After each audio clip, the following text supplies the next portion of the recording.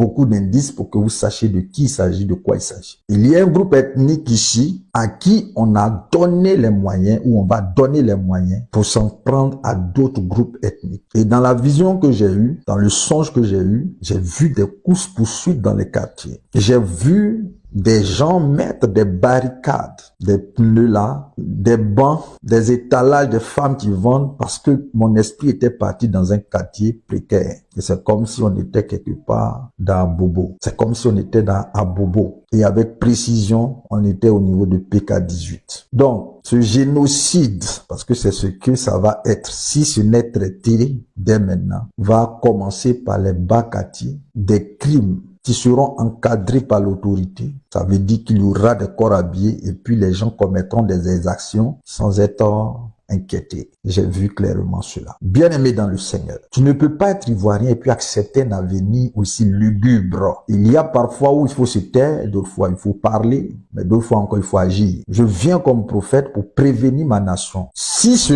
homme dont j'ai retrouvé les traces dans la Bible prend l'ascendance sur la nation, l'Église n'existera plus. Les rituels, les sacrifices, le fétichisme sera la norme. Et ceux qui ne font pas des rituels seront des cibles. Ceux qui ne font pas des sacrifices, parce que ça sera légitimé. Cet homme donnera le pouvoir aux dozos. Il donnera le pouvoir aux féticheurs. La Côte d'Ivoire deviendra comme des pays dont je ne vais pas citer le nom, où on parle donc de libéralité en termes des fétiches. Le kémétisme va prospérer dans cet environnement. Il y a 3 à 4 ans derrière, Dieu me parlait du kémétisme. C'était pas encore vraiment ce qu'on voit aujourd'hui. Et j'ai écrit même un ouvrage dessus. Parce qu'on peut défendre sa culture sans chercher à détruire. On peut valoriser sa culture sans chercher à détruire. Comprenez une chose. Voici une ère qui est en train de venir. C'est une ère qui est en train de prendre place. Si vous, chrétiens, vous ne faites rien, si vous, population de Côte d'Ivoire, vous ne faites rien,